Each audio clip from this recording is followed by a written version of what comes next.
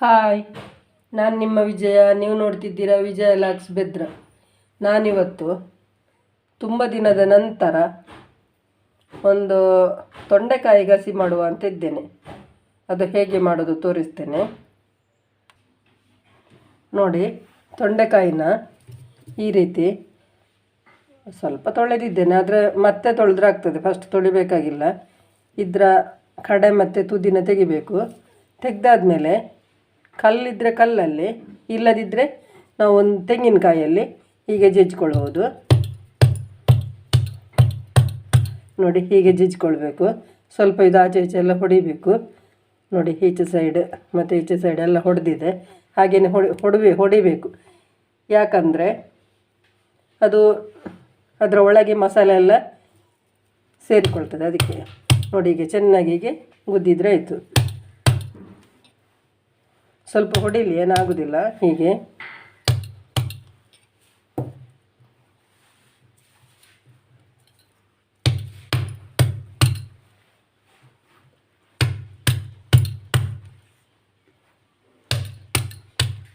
ಹೀಗೇ ಎಲ್ಲದನ್ನ ಜಜ್ಜಿಕೊಂಡು ಚೆನ್ನಾಗಿ ತೊಳೆದಿಟ್ಕೊಳ್ತೇನೆ.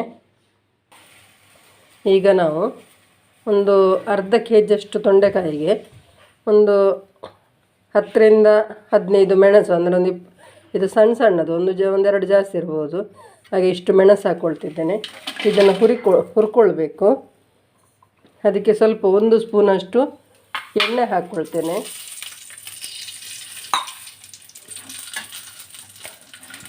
ಇದು ಸ್ವಲ್ಪ ಬಿಸಿ ಆಗಲಿ.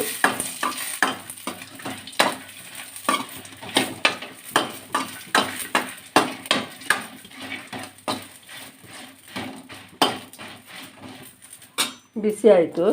ಈಗ ನಾವಿದಕ್ಕೊಂದು 2 ಸ್ಪೂನು ಧನಿಯಾ, ಅಂದರೆ ಕೊತ್ತಂಬರಿ ಬೀಜವನ್ನು ಹಾಕ್ಕೊಳ್ತಿದ್ದೇನೆ ನೋಡಿ.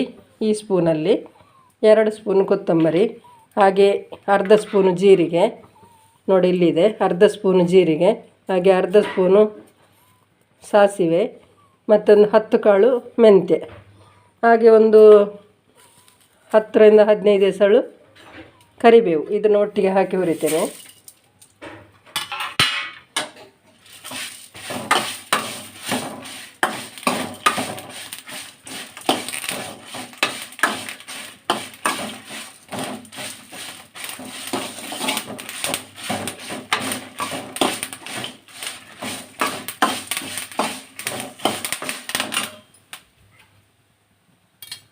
ಈಗ ನಾವು ತೆಂಗಿನಕಾಯಿ ಹಾಕಿ ಮಾಡ್ತಿದ್ದೇವೆ ಮಸಾಲೆಗೆ. ಈಗ ಇದರಲ್ಲಿ 1 ಕಪ್ಪು ತೆಂಗಿನಕಾಯಿ, ಅಂದರೆ 1 ಗಡಿ, 1 ಕಾಯಿದ್ದು 1 ಗಡಿ, ಇದನ್ನು ಅದು ಸ್ವಲ್ಪ ಅದಕ್ಕೇ ಹಾಕ್ತೇನೆ.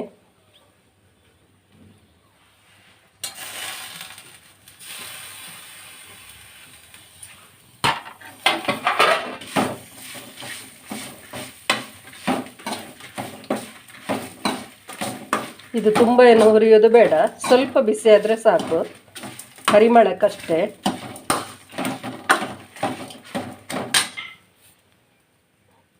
ಈಗ ಇದನ್ನು ಇಳಿಸಿಕೊಳ್ತೇನೆ. ಈಗ ಒಗ್ಗರಣೆಗೆ ಇಟ್ಟುಕೊಂಡಿದ್ದೇನೆ. ಈಗ ಎಣ್ಣೆ ಹಾಕ್ಕೊಳ್ತೇನೆ. ಒಂದು 2ರಿಂದ 3 ಸ್ಪೂನ್ ಎಣ್ಣೆ ಹಾಕ್ಕೊಂಡಿದ್ದೀನಿ, ಅಡಿಗೆ ಎಣ್ಣೆ.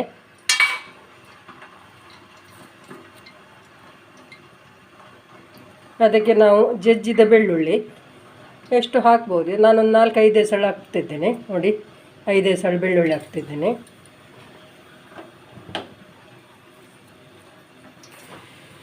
ನೋಡಿ, ಈಗ ಬೆಳ್ಳುಳ್ಳಿ ಕಾದಿದೆ.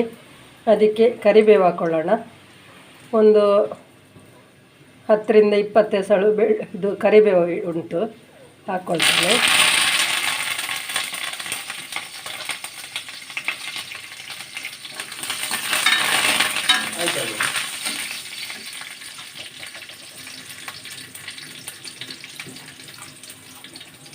ಈಗ ನೀರುಳ್ಳಿ ಹಾಕ್ಕೊಳ್ಳೋಣ. ಇದರಲ್ಲಿ ಒಂದು 2 ದೊಡ್ಡ ನೀರುಳ್ಳಿ ಇದೆ, ಇದನ್ನು ಹಾಕ್ಕೊಳ್ತೇನೆ.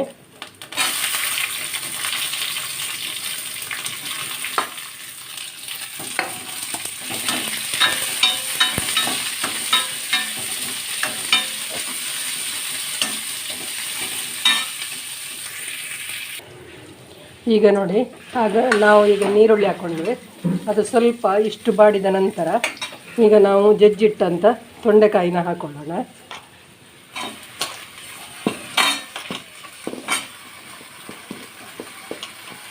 ಅದರ ನೀರು ಹಾಕ್ಕೊಳ್ಳೋದು ಬೇಡ, ಬರೀ ತೊಂಡೆಕಾಯಿ ಹಾಕ್ಕೊಂಡ್ರೆ ಸಾಕು.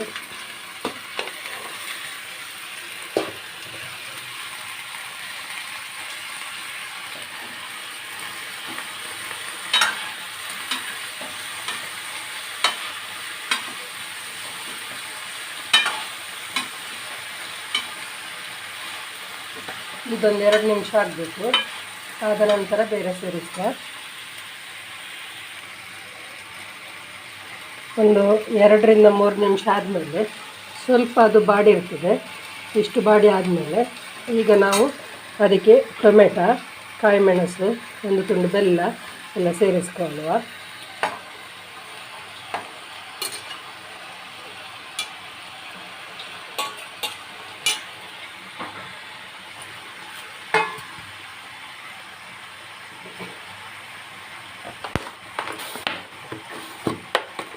ಮತ್ತು ನಾನು ಕಲ್ಲು ಉಪ್ಪು ಹಾಕ್ಕೊಳ್ತಿದ್ದೇನೆ.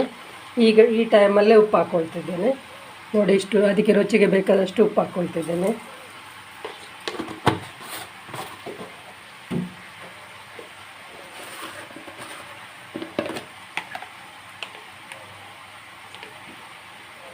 ಹಾಗೆ ಅರಶಿನ ಹಾಕ್ಕೊಳ್ತಿದ್ದೇನೆ.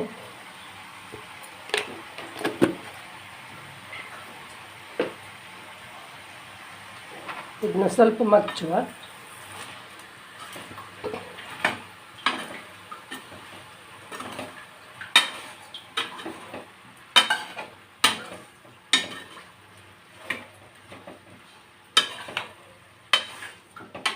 ಟೊಮೆಟೊ ಸ್ವಲ್ಪ ನೀರಾಗಲಿ, ಅಷ್ಟೊತ್ತು ನಾವು ನೀರು ಹಾಕ್ಕೊಳ್ಳೋದು ಬೇಡ. ಮತ್ತೆ ನೀರು ಹಾಕ್ಕೊಳ್ಳುವ, ಎಷ್ಟು ಬೇಕು ನೋಡಿ.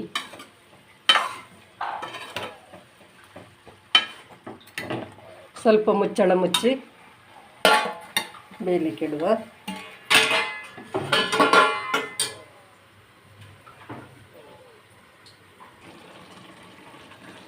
ಈಗ ನೋಡಿ, ಈಗ ಇದು ನಾನು ನೀರು ಹಾಕಲಿಲ್ಲ ಇದಕ್ಕೆ, ಹಾಗೆ ಟೊಮೆಟೊ ಹಾಕಿದ್ದಲ್ಲ ಅದೇ ನೀರಲ್ಲಿ ಈಗ ಬೇಯ್ತಾ ಇರೋದು.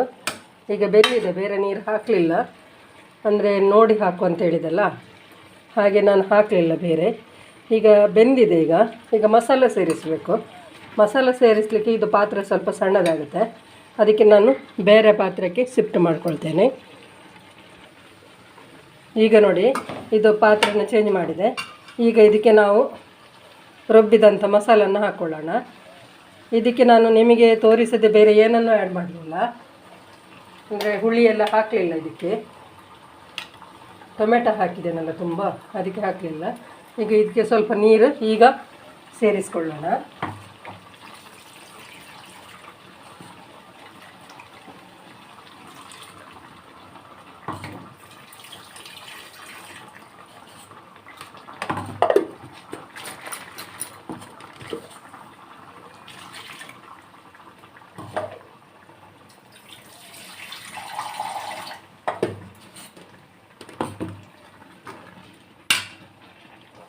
ಎಷ್ಟು ದಪ್ಪ ಬೇಕೋ ಅಷ್ಟು ದಪ್ಪ ಮಾಡಿಕೊಂಡ್ರೆ ಆಯ್ತು.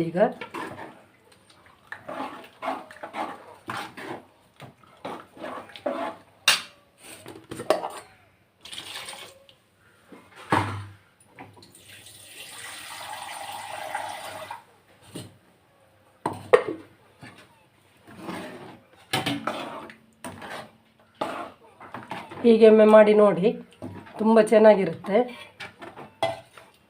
ನನ್ನ ವಿಡಿಯೋ ಇಷ್ಟ ಆದರೆ ಲೈಕ್ ಮಾಡಿ, ಶೇರ್ ಮಾಡಿ, ಕಮೆಂಟ್ ಮಾಡಿ. ಯಾರು ವಿಜಯ ಲಾಗ್ಸ್ಗೆ ಸಬ್ಸ್ಕ್ರೈಬ್ ಮಾಡಲಿಲ್ವೋ ಅವರು ಸಬ್ಸ್ಕ್ರೈಬ್ ಮಾಡಿ. ದಪ್ಪ ಉಂಟು, ಇನ್ನೂ ಸ್ವಲ್ಪ ಸೇರಿಸ್ಕೊಳ್ಳುವ.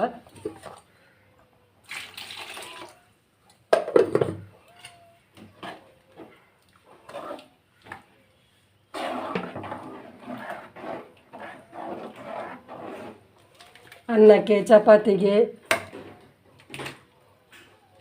ದೋಸೆಗೆ ಎಲ್ಲ ಆಗ್ತದೆ ಹೀಗೆ ಗ್ರೇವಿ ಮಾಡಿದರೆ. ನೋಡಿ, ಇಷ್ಟು ತೆಳು ಮಾಡಿದ್ದೀನಿ ನಾನು.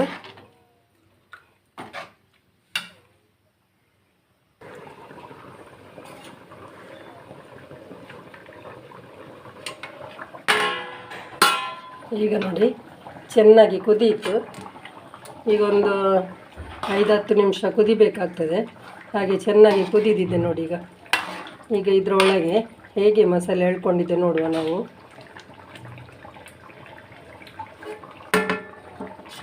ನೋಡಿ ನೋಡಿ ಇದರ ಒಳಗೆ ಬಿಸಿ ಉಂಟು. ಕೈಯಲ್ಲಿ ತೋರಿಸ್ಲಿಕ್ಕೆ ಅಂದರೆ ತುಂಬ ಬಿಸಿ ಉಂಟು. ಹಾಗಾಗಿ ನೋಡಿ ಹೀಗೆ ತೋರಿಸ್ತಾ ಇದ್ದೇನೆ ಕಟ್ ಮಾಡಿ. ಅದರಲ್ಲೇ ನೋಡಿ ಇದರೊಳಗೆಲ್ಲ ತುಂಬ ಚೆನ್ನಾಗಿ ಎಳ್ಕೊಂಡಿರ್ತದೆ. ಹಾಗಾಗಿ ತುಂಬ ಚೆನ್ನಾಗಾಗ್ತದೆ. ಮತ್ತು ಖಾರ ಎಲ್ಲ ಅವರವರಿಗೆ ಬೇಕಾಗುವಷ್ಟು ಹಾಕ್ಕೊಳ್ಳೋದು. ಖಾರ ಜಾಸ್ತಿ ಬೇಕಿದ್ದವರು ಜಾಸ್ತಿ ಹಾಕ್ಕೊಳ್ಬೋದು. ಹಾಗೆ ಕಡಿಮೆ ಬೇಕಾದರೆ ಸ್ವಲ್ಪ ಕಡಿಮೆ ಹಾಕ್ಕೊಂಡು ಮಾಡ್ಬೋದು. ಆದರೆ ಸ್ವಲ್ಪ ಖಾರ ಖಾರ ಇದ್ರೇ ಇದು ಚೆನ್ನಾಗಿರುತ್ತೆ. ಅದಕ್ಕೆ ನಾನು ಸ್ವಲ್ಪ ಒಂದು 15-16 ಮೆಣಸು ಹಾಕ್ಕೊಂಡಿದ್ದೇನೆ. ನೋಡಿ ಗ್ರೇವಿ ಹೇಗೆ ಆಯಿತು, ತುಂಬ ಚೆನ್ನಾಗಿದೆ ಅಲ್ಲ. ಇನ್ನೊಂದು ಒಳ್ಳೆ ವಿಡಿಯೋದೊಂದಿಗೆ ನಾಳೆ ಸಿಗ್ತೇನೆ. ಬಾಯ್.